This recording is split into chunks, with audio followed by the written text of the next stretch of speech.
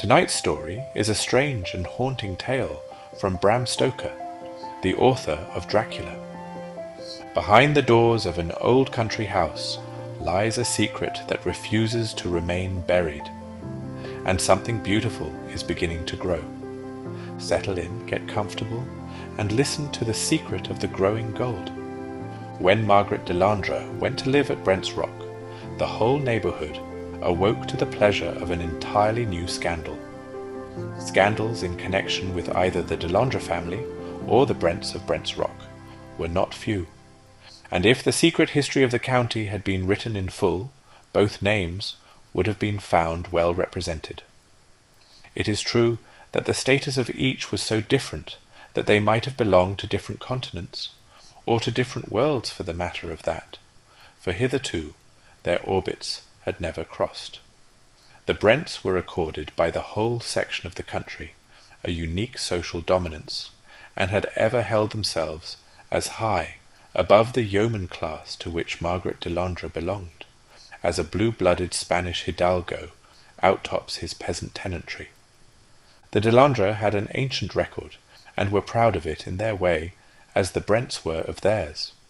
But the family had never risen above yeomanry, and although they had been once well-to-do in the good old times of foreign wars and protection, their fortunes had withered under the scorching of the free trade sun and the piping times of peace. They had, as the elder members used to assert, stuck to the land, with the result that they had taken root in it, body and soul. In fact, they, having chosen the life of vegetables, had flourished as vegetation does, blossomed and thrived in the good season, and suffered in the bad. Their holding, Dander's Croft, seemed to have been worked out, and to be typical of the family which had inhabited it. The latter had declined generation after generation, sending out now and again some abortive shoot of unsatisfied energy in the shape of a soldier or sailor, who had worked his way to the minor grades of the services, and had there stopped, cut short either from unheeding gallantry in action, or from that destroying cause to men without breeding or youthful care, the recognition of a position above them which they feel unfitted to fill. So, little by little, the family dropped lower and lower, the men brooding and dissatisfied, and drinking themselves into the grave, the women drudging at home, or marrying beneath them, or worse. In process of time all disappeared, leaving only two in the croft, Wycombe Delandre and his sister Margaret. The man and woman seemed to have inherited, in masculine and feminine form, respectively, the evil tendency of their race, sharing in common the principles, though manifesting them in different ways, of sullen passion, voluptuousness, and recklessness. The history of the Brents had been something similar, but showing the causes of decadence in their aristocratic and not their plebeian forms. They, too, had sent their shoots to the wars, but their positions had been different, and they had often attained honour, for without flaw they were gallant, and brave deeds were done by them, before the selfish dissipation which marked them had sapped their vigour. The present head of the family, if family it could now be called, when one remained of the direct line, was Geoffrey Brent. He was almost a type of worn-out race, manifesting in some ways its most brilliant qualities, and in others its utter degradation. He might be fairly compared with some of those antique Italian nobles, whom the painters have preserved to us with their courage, their unscrupulousness, their refinement of lust and cruelty, the voluptuary actual with the fiend potential. He was certainly handsome, with that dark, aquiline, commanding beauty which women so generally recognize as dominant. With men he was distant and cold, but such a bearing never deters womankind. The inscrutable laws of sex have so arranged that even a timid woman is not afraid of a fierce and haughty man. And so it was that there was hardly a woman of any kind or degree who lived within view of Brent's Rock, who did not cherish some form of secret admiration for the handsome wastrel. The category was a wide one, for Brent's Rock rose up steeply from the midst of a level region, and for a circuit of 100 miles it lay on the horizon, with its high old towers and steep roofs cutting the level edge of wood and hamlet, and far-scattered mansions. So long as Geoffrey Brent confined his dissipations to London and Paris and Vienna, anywhere out of sight and sound of his home, opinion was silent. It is easy to listen to far-off echoes unmoved, and we can treat them with disbelief, or scorn, or disdain, or whatever attitude of coldness may suit our purpose. But when the scandal came close home, it was another matter, and the feelings of independence and integrity, which is in people of every community, which is not utterly spoiled, asserted itself and demanded that condemnation should be expressed. Still, there was a certain reticence in all, and no more notice was taken of the existing facts than was absolutely necessary. Margaret Delandre bore herself so fearlessly and so openly, she accepted her position as the justified companion of Geoffrey Brent so naturally that people came to believe that she was secretly married to him, and therefore thought it wiser to hold their tongues, lest time should justify her and also make her an active enemy.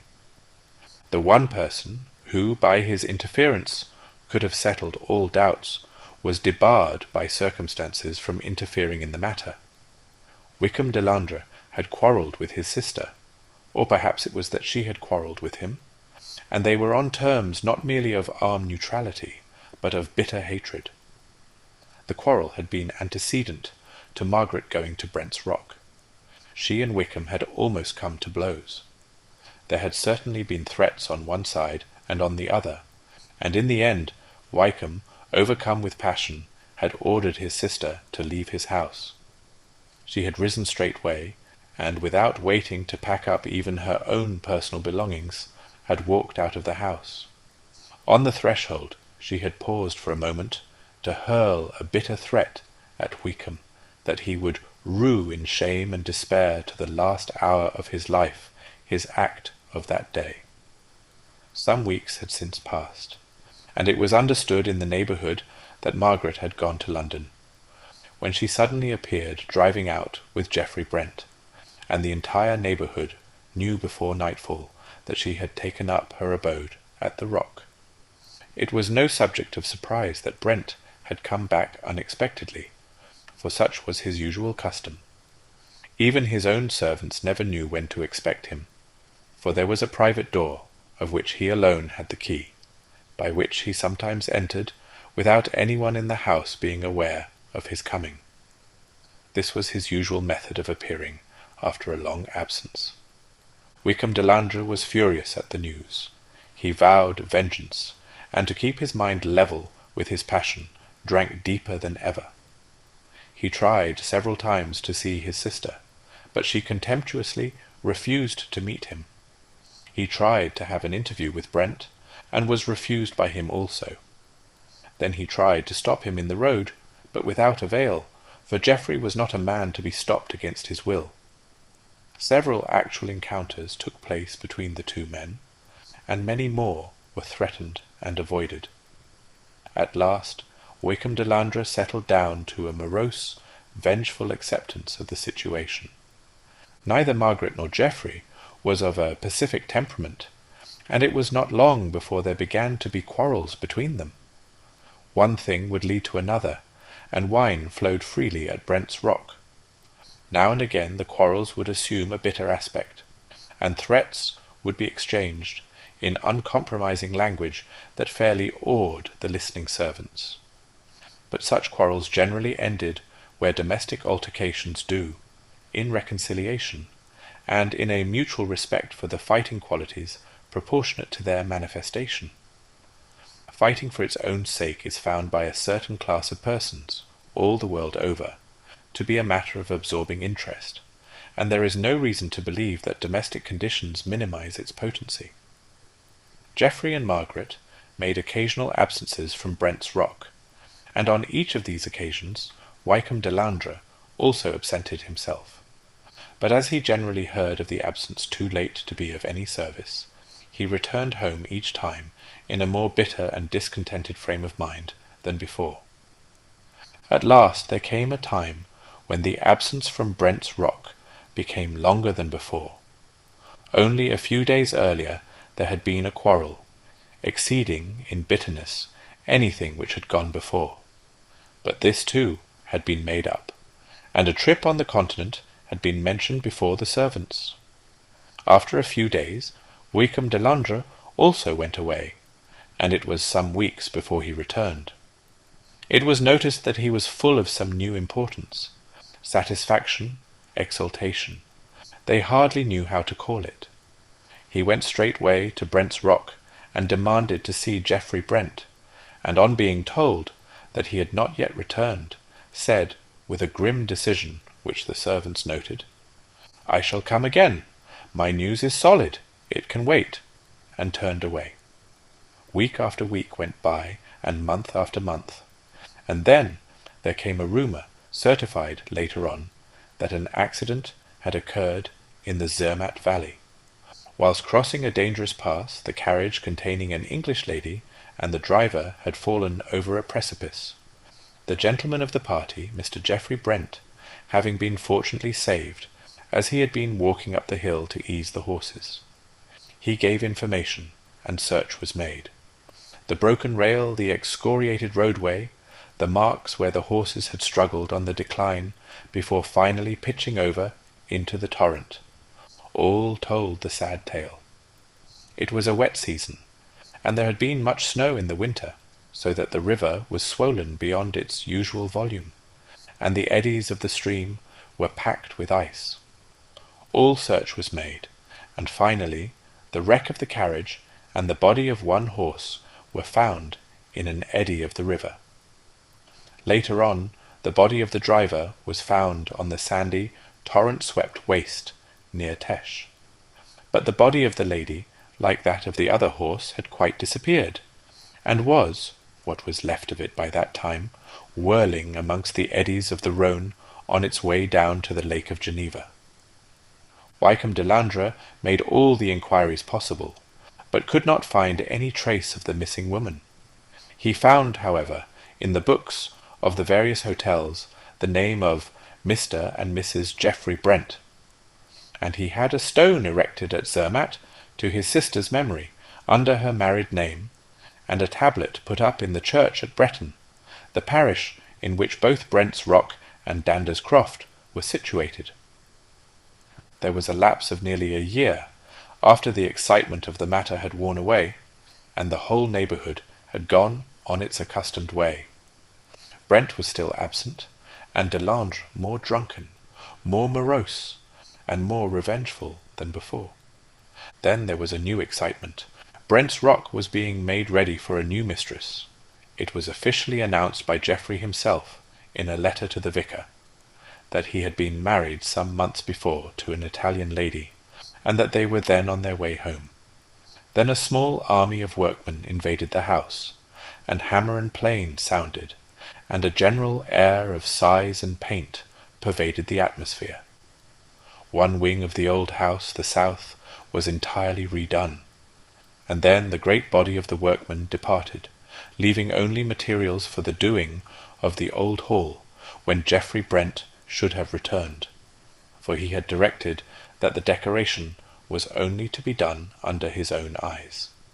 He had brought with him accurate drawings of a hall in the house of his bride's father, for he wished to reproduce for her the place to which she had been accustomed.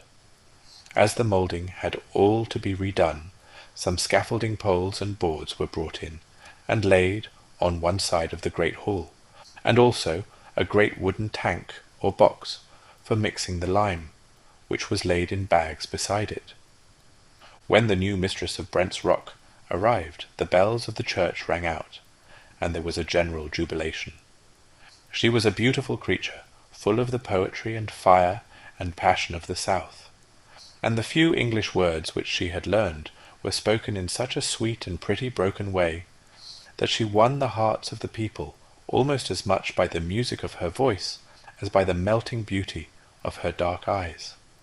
Geoffrey Brent seemed more happy than he had ever before appeared, but there was a dark, anxious look on his face that was new to those who knew him of old, and he started at times as though at some noise that was unheard by others.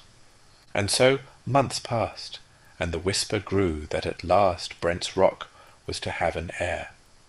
Geoffrey was very tender to his wife, and the new bond between them seemed to soften him.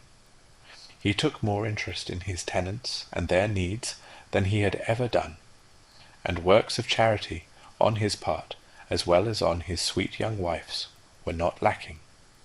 He seemed to have set all his hopes on the child that was coming, and as he looked deeper into the future, the dark shadow that had come over his face seemed to die gradually away. All the time Wickham Delandre nursed his revenge. Deep in his heart had grown up a purpose of vengeance which only waited an opportunity to crystallize and take a definite shape. His vague idea was somehow centered in the wife of Brent, for he knew that he could strike him best through those he loved, and the coming time seemed to hold in its womb the opportunity for which he longed. One night he sat alone in the living-room of his house. It had once been a handsome room in its way, but time and neglect had done their work, and it was now little better than a ruin, without dignity or picturesqueness of any kind. He had been drinking heavily for some time, and was more than half stupefied. He thought he heard a noise, as of someone at the door, and looked up.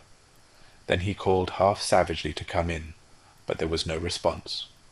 With a muttered blasphemy, he renewed his potations. Presently he forgot all around him, sank into a daze, but suddenly awoke to see standing before him someone or something like a battered, ghostly edition of his sister. For a few moments there came upon him a sort of fear. The woman before him, with distorted features and burning eyes, seemed hardly human, and the only thing that seemed a reality of his sister, as she had been, was her wealth of golden hair, and this was now streaked with grey. She eyed her brother with a long, cold stare, and he, too, as he looked, and began to realize the actuality of her presence, found the hatred of her, which he had, once again surging up in his heart. All the brooding passion of the past year seemed to find a voice at once, as he asked her, "Why are you here? You're dead and buried." "I am here, Wickham Delandre, for no love of you, but because I hate another even more than I do you." A great passion blazed in her eyes. "Him?" he asked in so fierce a whisper that even the woman was for an instant startled, till she regained her calm. "Yes, him," she answered. "But make no mistake, my revenge is my own, and I merely use you to help me to it." Wickham asked suddenly, "Did he marry you?" The woman's distorted face broadened out in a ghastly attempt at a smile. It was a hideous mockery, for the broken features and seamed scars took strange shapes and strange colours, and queer lines of white showed out as the straining muscles pressed on the old cicatrices. "So you would like to know? It would please your pride to feel that your sister was truly married. Well, you shall not know. That was my revenge on you, and I don't mean to change it by a hair's breadth. I have come here tonight simply to let you know that I am alive, so that if any violence be done me where I am going, there may be a witness." "Where are you going?" demanded her brother. "That is my affair, and I have not the least intention of letting you know." Wickham stood up, but the drink was on him, and he reeled and fell. As he lay on the floor, he announced his intention of following his sister, and with an outburst of splenetic humour told her that he would follow her through the darkness by the light of her hair and of her beauty. At this she turned on him, and said that there were others beside him that would rue her hair and her beauty too. "As he will," she hissed, "for the hair remains though the beauty be gone. When he withdrew the linchpin, and sent us over the precipice into the torrent, he had little thought of my beauty. Perhaps his beauty would be scarred like mine, where he whirled, as I was, among the rocks of the Visp, and frozen on the ice-pack in the drift of the river. But let him beware, his time is coming." And with a fierce gesture she flung open the door and passed out into the night. Later on that night, Mrs. Brent, who was but half asleep, became suddenly awake and spoke to her husband. "Geoffrey, was not that the click of a lock somewhere below our window?" But Geoffrey, though she thought that he too had started at the noise, seemed sound asleep and breathed heavily. Again Mrs. Brent dozed, but this time awoke to the fact that her husband had arisen and was partially dressed. He was deadly pale, and when the light of the lamp which he had in his hand fell on his face, she was frightened at the look in his eyes. "What is it, Geoffrey? What dost thou?" she asked. "Hush, little one," he answered in a strange, hoarse voice. "Go to sleep. I am restless, and wish to finish some work I left undone." "Bring it here, my husband," she said. "I am lonely, and I fear when thou art away." For reply, he merely kissed her, and went out, closing the door behind him. She lay awake for a while, and then nature asserted itself, and she slept. Suddenly she started broad awake, with the memory in her ears of a smothered cry from somewhere not far off. She jumped up and ran to the door and listened, but there was no sound. She grew alarmed for her husband, and called out, "Geoffrey, Geoffrey!" After a few moments the door of the great hall opened, and Geoffrey appeared at it, but without his lamp. "Hush!" he said in a sort of whisper, and his voice was harsh and stern. "Hush! Get to bed. I am working, and must not be disturbed. Go to sleep, and do not wake the house." With a chill in her heart, for the harshness of her husband's voice was new to her, she crept back to bed, and lay there trembling, too frightened to cry, and listened to every sound. There was a long pause of silence, and then the sound of some iron implement striking muffled blows. Then there came a clang of a heavy stone falling, followed by a muffled curse. Then a dragging sound, and then more noise of stone on stone. She lay all the while in an agony of fear, and her heart beat dreadfully. She heard a curious sort of scraping sound, and then there was silence. Presently the door opened gently, and Geoffrey appeared. His wife pretended to be asleep, but through her eyelashes she saw him wash from his hands something white that looked like lime. In the morning he made no allusion to the previous night, and she was afraid to ask any question. From that day there seemed some shadow over Geoffrey Brent. He neither ate nor slept as he had been accustomed, and his former habit of turning suddenly, as though someone were speaking from behind him, revived. The old hall seemed to have some kind of fascination for him. He used to go there many times in the day, but grew impatient if anyone, even his wife, entered it. When the builder's foreman came to inquire about continuing his work, Geoffrey was out driving. The man went into the hall, and when Geoffrey returned, the servant told him of his arrival and where he was. With a frightful oath he pushed the servant aside and hurried up to the old hall. The workman met him almost at the door, and as Geoffrey burst into the room, he ran against him. The man apologized. "Beg pardon, sir, but I was just going out to make some inquiries. I directed 12 sacks of lime to be sent here, but I see there are only 10. "Damn the 10 sacks and the 12 too," was the ungracious and incomprehensible rejoinder. The workman looked surprised, and tried to turn the conversation. "I see, sir, there is a little matter which our people must have done, but the governor will, of course, see it set right at his own cost." "What do you mean?" "That hearthstone, sir. Some idiot must have put a scaffold pole on it, and cracked it right down the middle, and it's thick enough you'd think to stand anythink." Geoffrey was silent for quite a minute, and then said, in a constrained voice, and with much gentler manner, "Tell your people that I am not going on with the work in the hall at present. I want to leave it as it is for a while longer." "All right, sir. I'll send up a few of our chaps to take away these poles and lime bags and tidy the place up a bit." "No, no," said Geoffrey. "Leave them where they are. I shall send and tell you when you are to get on with the work." So the foreman went away, and his comment to his master was, "I'd send in the bill, sir, for the work already done. 'Pears to me that money's a little shaky in that quarter."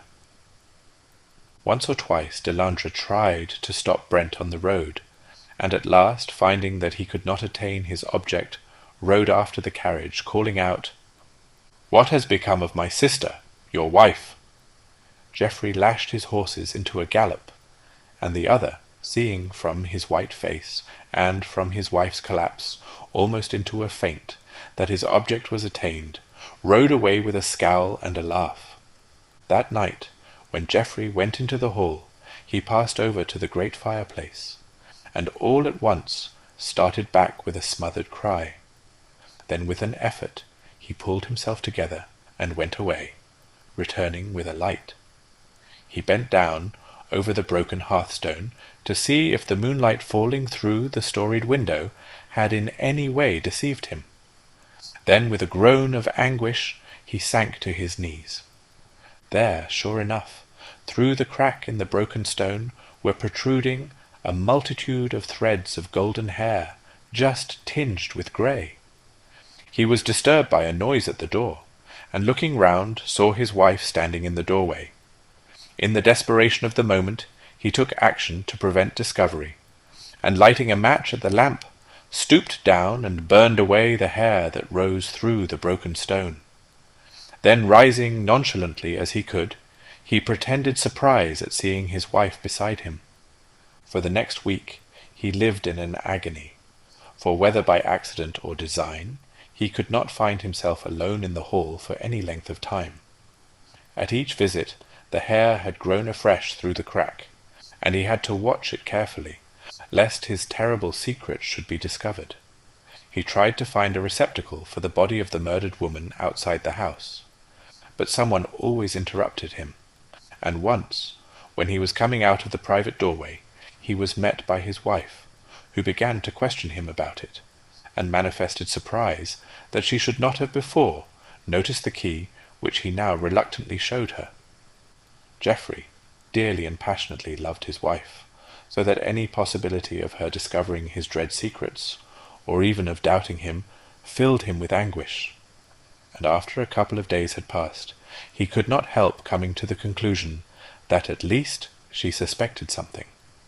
That very evening she came into the hall after her drive, and found him there sitting moodily by the deserted fireplace. She spoke to him directly. "Geoffrey, I have been spoken to by that fellow Delandre, and he says horrible things. He tells to me that a week ago his sister returned to his house, the wreck and ruin of her former self, with only her golden hair as of old, and announced some fell intention. He asked me where she is, and oh, Geoffrey, she is dead, she is dead. So how can she have returned? Oh, I am in dread, and I know not where to turn." For answer, Geoffrey burst into a torrent of blasphemy which made her shudder. He cursed Delandre and his sister and all their kind, and in especial he hurled curse after curse on her golden hair. "Oh, hush, hush," she said, and was then silent, for she feared her husband when she saw the evil effect of his humour. Geoffrey, in the torrent of his anger, stood up and moved away from the hearth, but suddenly stopped as he saw a new look of terror in his wife's eyes. He followed their glance, and then he too shuddered, for there on the broken hearthstone lay a golden streak as the point of the hair rose through the crack. "Look, look," she shrieked. "Is it some ghost of the dead? Come away, come away!" And seizing her husband by the wrist with the frenzy of madness, she pulled him from the room. That night she was in a raging fever. The doctor of the district attended her at once, and special aid was telegraphed. for to London. Geoffrey was in despair, and in his anguish at the danger of his young wife, almost forgot his own crime and its consequences. In the evening the doctor had to leave to attend to others, but he left Geoffrey in charge of his wife. His last words were, "Remember, you must humour her till I come in the morning, or till some other doctor has her case in hand. What you have to dread is another attack of emotion. See that she is kept warm. Nothing more can be done." And late in the evening, when the rest of the household had retired, Geoffrey's wife got up from her bed and called to her husband. "Come," she said, "come to the old hall. I know where the gold comes from. I want to see it grow." Geoffrey would fain have stopped her, but he feared for her life or reason on the one hand, and lest, in a paroxysm, she should shriek out her terrible suspicion, and seeing that it was useless to try to prevent her, wrapped a warm rug around her and went with her to the old hall. When they entered, she turned and shut the door and locked it. "We want no strangers amongst us three to-night," she whispered with a wan smile. "We three? Nay, we are but two," said Geoffrey with a shudder. He feared to say more. "Sit here," said his wife as she put out the light. "Sit here by the hearth and watch the gold growing. The silver moonlight is jealous. See, it steals along the floor towards the gold, our gold." Geoffrey looked with growing horror, and saw that during the hours that had passed, the golden hair had protruded further through the broken hearthstone. He tried to hide it by placing his feet over the broken place, and his wife, drawing her chair beside him, leant over and laid her head on his shoulder. "Now do not stir, dear," she said. "Let us sit still and watch. We shall find the secret of the growing gold." He passed his arm round her and sat silent, and as the moonlight stole along the floor she sank to sleep. He feared to wake her, and so sat silent and miserable as the hours stole away. Before his horror-struck eyes the golden hair from the broken stone grew and grew, and as it increased, so his heart got colder and colder, till at last he hadn't power to stir, and sat with eyes full of terror watching his doom. In the morning, when the London doctor came, neither Geoffrey nor his wife could be found. Search was made in all the rooms, but without avail. As a last resource, the great door of the old hall was broken open, and those who entered saw a grim and sorry sight. There, by the deserted hearth, Geoffrey Brent and his young wife sat cold and white and dead. Her face was peaceful, and her eyes were closed in sleep, but his face was a sight that made all who saw it shudder, for there was on it a look of unutterable horror. The eyes were open and stared glassily at his feet, which were twined with tresses of golden hair, streaked with grey, which came through the broken hearthstone. And so ends The Secret of the Growing Gold by Bram Stoker, a chilling little tale of guilt, revenge, and a secret that could not stay hidden. Thank you for listening. I hope you'll join me again for another strange and atmospheric story.